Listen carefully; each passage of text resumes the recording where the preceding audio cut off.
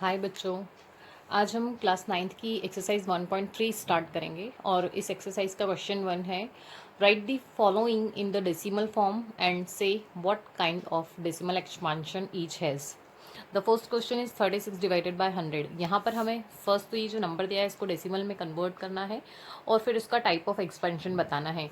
Since यहाँ पर denominator में 100 के साथ में मतलब 1 मल्टीप्लाई बाय 100 या डायरेक्टली हम इसको 100 ही देख रहे हैं तो डायरेक्टली हम इसको लिख सकते हैं 0.36। ये एक रूल होता है जिसके अकॉर्डिंग यहाँ पर अगर दो ज़ीरोज़ हैं तो हम दो ज़ीरोज़ मतलब 1 एंड 2 नंबर्स के बाद डेसिमल पुट कर सकते हैं एंड देन यही हमारा आंसर हो जाएगा।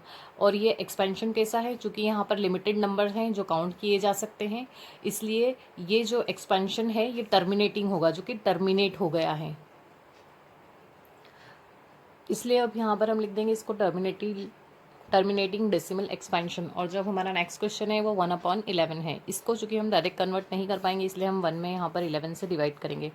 चूँकि ये डिवाइड डायरेक्टली तो जाएगा नहीं इसलिए हमें पहले 0 पुट करके यहाँ पर एक 0 लेना होगा। अब ये चूँकि अभी भी डिवाइड नहीं जाएगा तो डेसिमल पुट करके हमें यहाँ पर एक 0 और लेना होगा।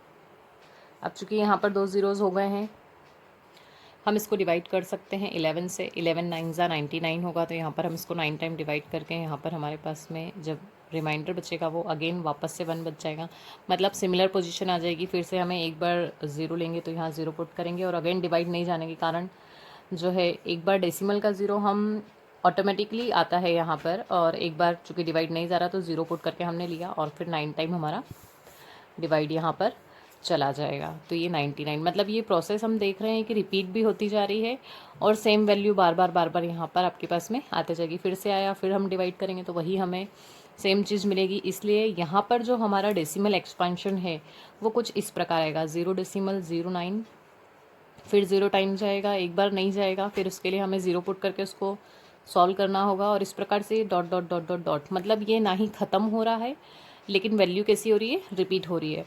तो इस प्रकार का जो डेसिमल एक्सपेंशन जिसमें वैल्यू रिपीट होती है और बार बार आती जा रही है उसको हम non terminating repeating decimal expansion कहेंगे।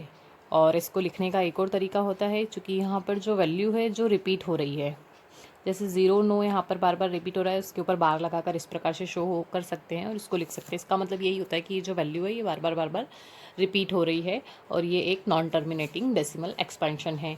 अब हमारा क्वेश्चन नंबर थर्ड में 4 वोल 1/8, चूँकि ये वोल में दिया हुआ है इसलिए पहले हम इसको सॉल्व करेंगे। आप लोग इसको सॉल्व करना जानते ही होंगे। 4 8 ज़ा 32 और जो न्यूमरेटर में होता है उसे हम प्लस करते थे, तो 32 + 1 is 33 divided by 8। Now 33 is divided by 8। Here we will divide 33 by 8। Again 8 4 ज़ा 32 here and the remainder will be 1। Now अब यहाँ पर जब हम डिवाइड करेंगे तो डिवाइड नहीं हो पाएगा, जैसे हमें डेसिमल पुट करना पड़ेगा। हमने डेसिमल पुट किया और यहाँ पर एक 0 लिया, 8 1 ज़ा 8। फिर हमने इसको माइनस किया, यहाँ पर हमारे पास में 2 रिमाइंडर बचा। नेक्स्ट डेसिमल का एक 0 हम यहाँ पर ले पाएंगे तो ये होगा 8 2 ज़ा 16। अगेन यहाँ पे हमने जब इसको 16 को माइनस किया हमारे पास बचेगा रिमाइंडर के रूप में 4 और फिर से डेसिबल का एक 0 हमारे पास में आ जाएगा और ये हो जाएगा 8 5 ज़ा 40। अब देखिए फ्रेंड्स, यहाँ पर जो हमारे पास में रिमाइंडर है वो 0 हो गया है, मतलब अब डिवाइड करने की कोई गुंजाइश नहीं है और ये जो डेसिमल एक्सपेंशन है वो टर्मिनेट हो गया, मतलब कंप्लीट हो गया वैल्यू यहाँ पर। तो ये एक प्रकार से टर्मिनेटिंग डेसिमल एक्सपेंशन होगा।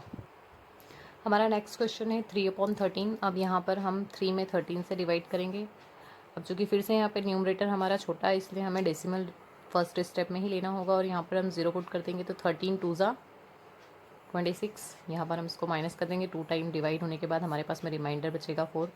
नेक्स्ट अगेन हम डेसिमल का 0 पुट करेंगे और 13 3 ज़ा 39 हो जाएगा। फिर हम यहाँ माइनस करेंगे इसको, रिमाइंडर हमारे पास में 1 बचेगा। फिर से हम इसको 13 से डिवाइड करेंगे, चूँकि एक डेसिमल में तो ये वैल्यू नहीं होगी इसलिए हमें यहाँ 0 पुट करना होगा और वो 0 यहाँ हम बढ़ा पाएंगे। और अब फिर से हम 13 का टेबल लेंगे जब तक कि हमें 100 या 100 से छोटा कोई ऐसा डिजिट नहीं मिल जाता है जो 13 के टेबल में आता है।